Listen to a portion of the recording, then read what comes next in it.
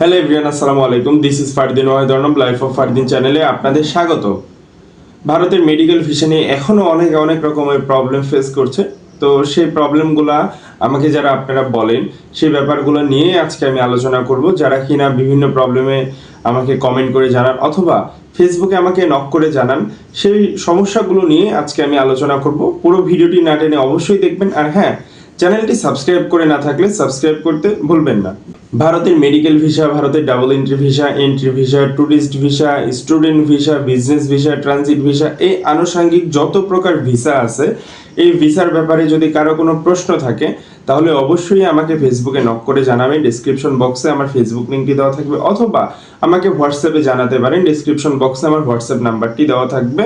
না হলে অবশ্যই আমাকে আপনি কমেন্ট করে জানাবেন যদি কেউ কোনো প্রবলেম ফেস করে থাকেন। এক্ষেত্রে কেউ প্রবলেমের মধ্যে কেউ ভিসা করতে পারছে না অথবা কেউ ভিসা পাচ্ছে না, অ্যাপয়েন্টমেন্ট পাচ্ছে না, ভিসা অ্যাপয়েন্টমেন্ট, বিভিন্ন প্রকার সমস্যা বিভিন্ন জন ফেস করছে। তো এই ব্যাপারগুলো সমস্যা কিভাবে সমাধান করবেন, দ্রুত সময়ের মধ্যে কিভাবে টাকা ছাড়াই এই সমস্যাগুলো সমাধান করতে পারবেন, দালাল ছাড়াই এই সমস্যাগুলো সমাধান করতে পারবেন, এর জন্য অবশ্যই আমাকে ফেসবুকে নক করবেন অথবা আমাকে হোয়াটসঅ্যাপে নক করতে পারেন অথবা আমাকে ডিরেক্ট কল দিতে পারেন অথবা খুব সহজে আপনারা কমেন্ট করে আমাকে জানাতে পারেন। আমি সবাইকে কমেন্টে রিপ্লাই দিয়ে দিব ইনশাআল্লাহ। ভারতের মেডিকেল ভিসা নিয়ে বর্তমান সময়ে ভিসা প্রত্যাশীরা যে সমস্যার মধ্যে পড়ে থাকে সেটি হলো যে তারা হসপিটাল অ্যাপয়েন্টমেন্ট পায় না। অনেক সময় এখনও যে সমস্যাটি দেখা যাচ্ছে যে হসপিটাল অ্যাপয়েন্টমেন্ট দিচ্ছে না, আবার অনেক সময় আয়ুষ অ্যাপয়েন্টমেন্ট দিচ্ছে না, মানে ইনভাইটেশন লেটার সেটি দিচ্ছে না। যেমন সেদিন আমাকে একজন প্রশ্ন করছে, ভাই অনেক দিন যাবত সিএমসি হসপিটালে ট্রাই করছি ইনভাইটেশন লেটারের জন্য, কিন্তু তারা দিচ্ছে না।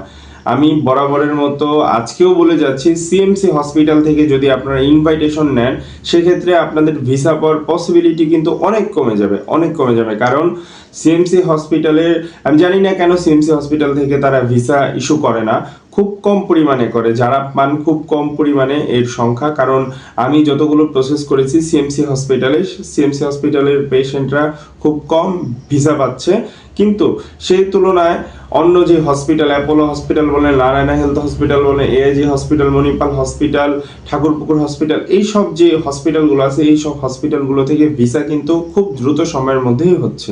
আরেকটা ব্যাপার যেটি আপনার এনশিওর করতে হবে যে আপনি হসপিটাল থেকে ইনভাইটেশন নেবেন, আপনি হসপিটাল থেকে Ayush invitation, hospital invitation receive করবেন, অবশ্যই তাদের বলে দিবেন ইনভাইটেশনটি জানি হাই কমিশনে তারা ইমেল করে জানিয়ে দেয়। আর হ্যাঁ, এটি জানি খুব কেয়ারফুলি ইমেল করে, এটি জানি কোনো ভুল না হয়, একদম সুন্দরভাবে জানি ইমেল করে বলে দেয়। কারণ আমি যেটি লক্ষ্য করেছি, যদি হাই কমিশনে তারা ইমেল করে জানিয়ে দেয় সেক্ষেত্রে কিন্তু ভিসা পাওয়ার পসিবিলিটিটা অনেক বেড়ে যায়। আমি যাদের ক্ষেত্রে ইমেল করিয়েছি তাদের কিন্তু ভিসা সবারই হয়ে গেছে, কারোটাই রিফিউজ হয়নি।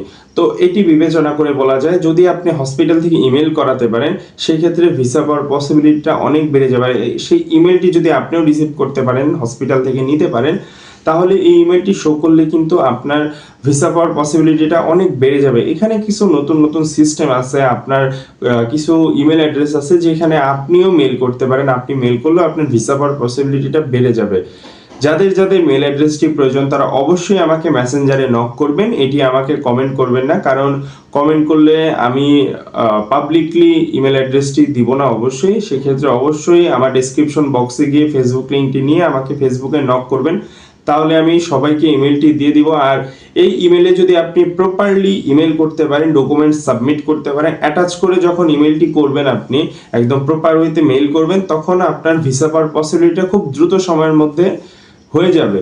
আর আপনার যদি অ্যাপয়েন্টমেন্ট না পেয়ে থাকেন, যে আইফেক অ্যাপয়েন্টমেন্ট পাচ্ছেন না, অনেকদিন যাবত ওয়েট করছেন, হাই কমিশনে জমা দিয়ে রাখছেন, সেক্ষেত্রেও আরেকটি মেইল আছে। এই মেইলটি করলে কিন্তু আপনি দ্রুত সময়ের মধ্যে আইফেক অ্যাপয়েন্টমেন্ট পেয়ে যাবেন আর দ্রুত সময়ের মধ্যে আপনি জমা দিতে পারবেন। এই মেইল অ্যাড্রেসটি জানার জন্য অবশ্যই আমাকে আপনি ডেসক্রিপশন বক্স থেকে ফেসবুক লিঙ্কটি নিয়ে ফেসবুকে নক করবেন। আজকে এই পর্যন্তই। ভিডিওটি ভালো লেগে থাকলে অবশ্যই সবাই সাবস্ক্রাইব করে দিবেন। এই ভিডিওটি যারা দেখতে পারেননি তাদের মাঝে শেয়ার করে আপনারা দিয়ে দিবেন। কারণ অনেকেই এই প্রবলেম নিয়ে আছে, অনেক দালাল অনেক টাকা চাচ্ছে, সেক্ষেত্রে এত টাকা দিয়ে ভিসা করানোর অ্যাবিলিটি অনেকেরই নেই। সেক্ষেত্রে এই ভিডিওটি তাদের মাঝে দিয়ে দিবেন, অবশ্যই তারা খুব সহজেই উপকৃত হবে।